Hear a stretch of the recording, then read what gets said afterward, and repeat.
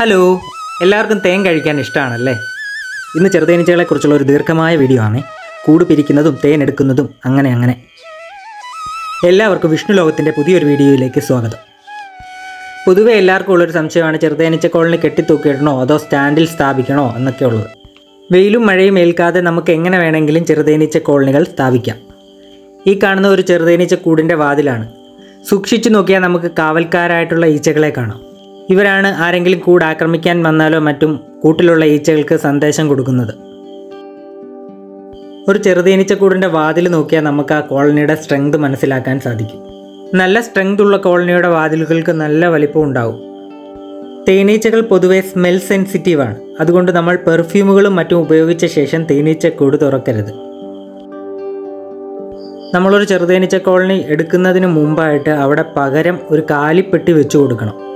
അതെന്തിനാന്ന് വെച്ചാൽ നമുക്കറിയാമല്ലോ, ഈച്ചകൾ പകൽ സമയത്ത് പൂമ്പൊടിയും തേനും ശേഖരിക്കാൻ പുറത്തു പോയിട്ടുണ്ടാവും.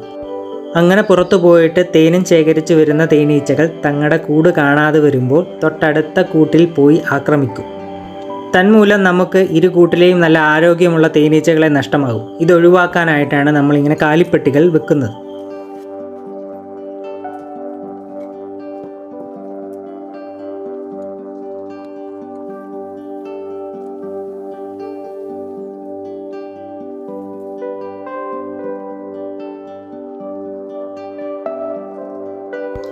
ഇനിയിപ്പോൾ പുറത്തു പോയിട്ട് വരുന്ന ഈച്ചകളെല്ലാം ഈ കാലിക്കൂട്ടിൽ കയറിക്കോളും. പഴയ കൂട് നമ്മളിവിടെ തിരികെ വെക്കുമ്പോൾ ഈ കാലിക്കൂട്ടിലെ ഈച്ചകളെ തട്ടിപ്പുറത്താക്കിയാൽ മതി. അത് വീണ്ടും പഴയ കൂട്ടിൽ തന്നെ വന്ന് കയറിക്കോളും. പിന്നെ നമ്മുടെ കൂടുകൾക്ക് ചുറ്റും ഇതേപോലെ ചിലന്തിയും ഓന്തും പല്ലിയും ഒക്കെ ഉണ്ടാവും. അതിനെ നമ്മൾ ഒഴിവാക്കണം. ഇരപിടിയന്മാരായ ഇവർ ചെറുതേനീച്ചകളുടെ പ്രധാന ശത്രുക്കളാണ്. നമ്മൾ ചെറുതേനീച്ച കോളനി തുറക്കുന്നതിന് മുമ്പ് നമുക്ക് കുറച്ച് ടൂൾസ് ആവശ്യമാണ്.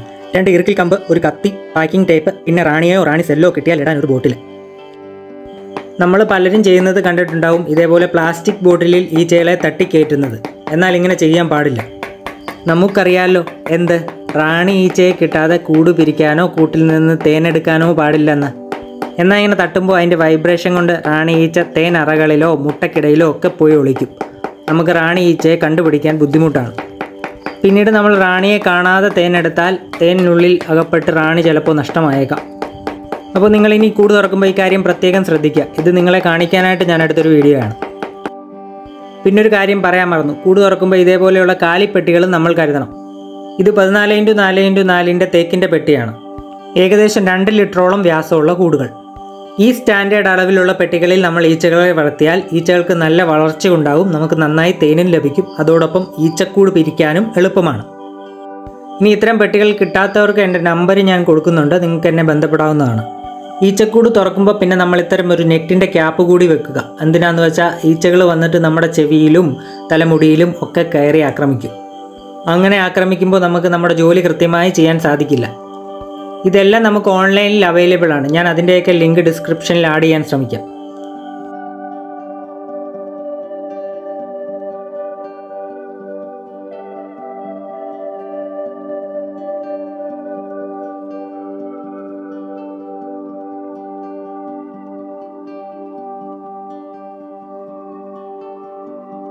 സാവധാനം പെട്ടി തുറന്ന ശേഷം നമുക്ക് റാണി ഈച്ചയെ നിരീക്ഷിക്കാം.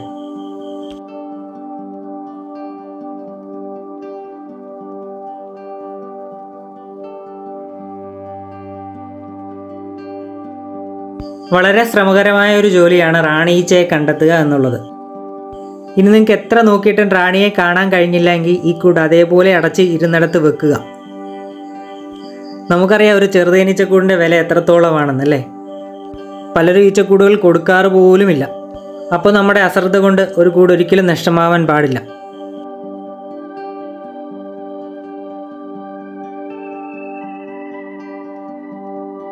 പിന്നെ നമ്മൾ ഈച്ചക്കൂടുകളുടെ എണ്ണം പെട്ടെന്ന് കൂട്ടാനായിട്ട് സ്ട്രെങ്ത് കുറവുള്ള കൂടുകളും പിരിക്കാറുണ്ട്.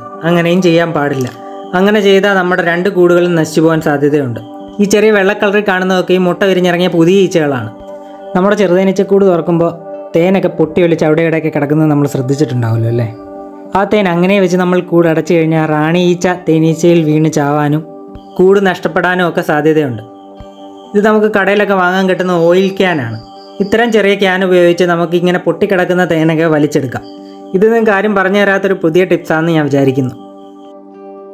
ഒരുപാട് പൊട്ടി ഒലിച്ചിട്ടുണ്ടെങ്കിൽ തുണി ഉപയോഗിച്ചോ ടിഷ്യൂ പേപ്പറൊക്കെ ഉപയോഗിച്ചോ വൃത്തിയാക്കിയിട്ട് വേണം കൂട് വെക്കാൻ.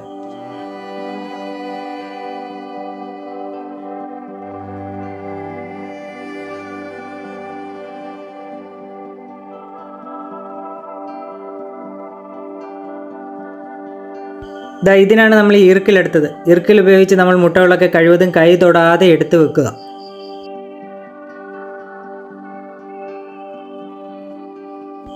ഈ കൂട് നമ്മൾ പിരിക്കുന്നതേ ഉള്ളൂ, ഇതിലെ തേൻ എടുക്കുന്നില്ല. അപ്പം നമ്മൾ ഈ കാണുന്ന 2 പോർഷൻസിലും പുതിയ മുട്ടയും പഴയ മുട്ടയും പൂമ്പൊടിയും തേനും എല്ലാം സമമാക്കി വെക്കുന്നു.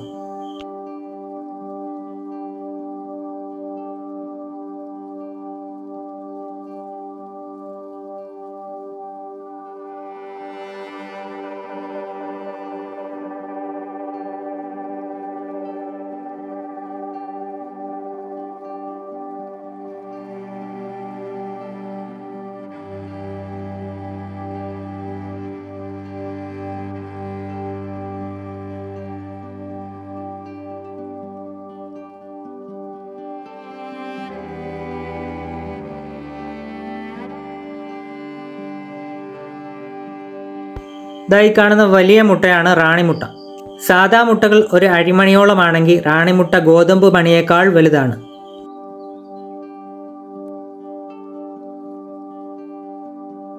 നമുക്ക് ഈർക്കിൽ ഉപയോഗിച്ച് ഇങ്ങനെ കേടുപാടുകളൊന്നും പറ്റാതെ റാണിമുട്ടയും ശ്രദ്ധയോടെ എടുക്കാം.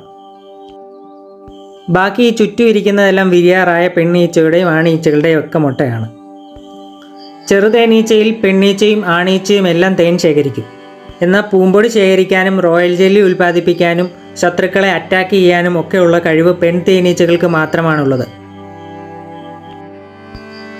അതേപോലെ തന്നെ ഒരു കൂട്ടിൽ ഒരു റാണി ഈച്ചയെ ഉണ്ടാവുള്ളൂ. റാണി ഈച്ചയുടെ ജോലി മുട്ടയിടുക എന്നുള്ളതാണ്. ഈ കൂട്ടിലെ എല്ലാ ആൺതേനീച്ചയും പെൺതേനീച്ചയും എല്ലാം മുട്ടയിട്ട് ഉൽപ്പാദിപ്പിച്ചിരിക്കുന്നത് ഈ റാണി ഈച്ചയാണ്. കൂട്ടിൽ ആളെണ്ണം കൂടുമ്പോൾ കൂട് പിരിഞ്ഞു പോകാൻ വേണ്ടിയും നിലവിലെ റാണി ഈച്ചയ്ക്ക് എന്തെങ്കിലും പറ്റിയ കൂട് ഏറ്റെടുക്കാനും വേണ്ടിയിട്ട് ഈച്ചകൾ ഇങ്ങനെ റാണി മുട്ട ഉൽപ്പാദിപ്പിക്കുന്നു. ഒരു ചെറുതേനീച്ചക്കൂട്ടിലെ റാണി ഈച്ച മരിക്കുവോളം ആ കൂട്ടിൽ തന്നെ കാണും. എന്തെന്നാൽ ഇണ ചേർന്ന ശേഷം ആ ഈച്ചയ്ക്ക് പറക്കാനുള്ള കഴിവ് നഷ്ടപ്പെടും. അപ്പോൾ ആദ്യമായ റാണിസെല്ല് വിരിഞ്ഞിറങ്ങുന്ന ഈച്ചയെ ഗൈനി ഈച്ചകൾ എന്നാണ് വിളിക്കുന്നത്. ഒരു കൂട്ടിൽ റാണിയോടൊപ്പം തന്നെ ഒന്നോ ഒന്നിലധികമോ ഗൈനി ഈച്ചകളും ഉണ്ടാവാം. ഗൈനി ഈച്ചയെ കാണിച്ചുകൊണ്ടുള്ളൊരു ഷോർട്ട് വീഡിയോ നമ്മുടെ ചാനലിൽ ഇട്ടിട്ടുണ്ട്. നിങ്ങൾ ഷോർട്ട് വീഡിയോയിൽ പോയി കഴിഞ്ഞാൽ ആ വീഡിയോ കാണാവുന്നതാണ്. അങ്ങനെ ഗൈനി ഈച്ചകൾ കൂടെ ഏറ്റെടുക്കേണ്ടി വരുന്ന സാഹചര്യം വരുമ്പോൾ അവ ഒരു ഫിറമോൺ ഉൽപ്പാദിപ്പിക്കും. ആ ഫിറമോണിൻ്റെ ഗന്ധം കൊണ്ട് പരിസരത്തുള്ള മറ്റ് ആണീച്ചകളെല്ലാം ആ കൂടിന് സമീപത്തേക്ക് എത്തും. അങ്ങനെ ഗൈനി ഈച്ച കൂട് വിട്ട് വളരെ വേഗത്തിൽ ആകാശത്തിലേക്ക് പറക്കും. ഒപ്പം ആൺതേനീച്ചകളും ഈ ഗൈനി ഈച്ചയെ അനുഗമിക്കും. കൂട്ടത്തിൽ കരുത്തരായിട്ടുള്ള ആൺതേനീച്ചകളുമായി ഇണചേർന്ന ശേഷം ഗൈനി ഈച്ച തിരികെ കൂട്ടിലേക്ക് വരും. ഇണചേർന്ന ആൺതേനീച്ചകൾ മരിച്ചു പോകും.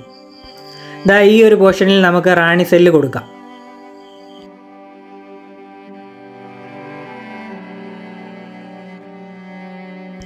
ഏകദേശം ഒരു 15 ദിവസം കഴിയുമ്പോൾ ഈ റാണി സെല്ല് വിരിഞ്ഞിട്ടുണ്ടോ എന്ന് നോക്കാനായിട്ട് നമുക്ക് പൊസിഷൻ ഐഡൻറ്റിഫിക്കേഷനായിട്ട് ഇങ്ങനെ ഒരു ഈർക്കിൽ കഷ്ണം വെച്ച് കൊടുക്കാം.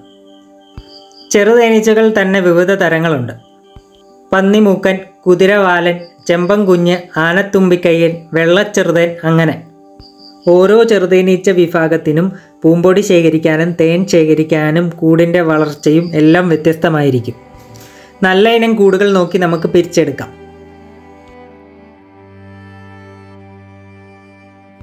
കണ്ടോ, റാണി ഈ തേനിൽ അകപ്പെട്ടു പോയി. നമുക്കിതിനെ രക്ഷിക്കാം.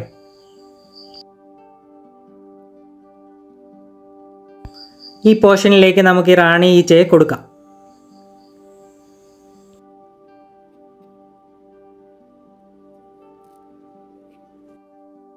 ശേഷം കൂടുകൾ ഉറുമ്പൊന്നും കടക്കാത്ത വിധം പാക്കിംഗ് ടേപ്പ് നല്ലവണ്ണം ചുറ്റി വൃത്തിയാക്കി വെക്കുക. റാണി ഉള്ള കൂടേതാണ്, റാണി സെല്ല് വെച്ച കൂടേതാണ് എന്ന് നമ്മൾ മാർക്കർ ഉപയോഗിച്ച് അടയാളപ്പെടുത്താനും മറക്കരുത്.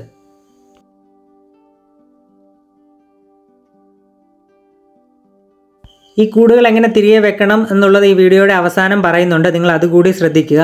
ഇനി നമുക്ക് ഒരു കൂട് തുറന്ന് അതിൽ നിന്നും തേൻ എടുക്കുന്നതും കൂടി നോക്കാം.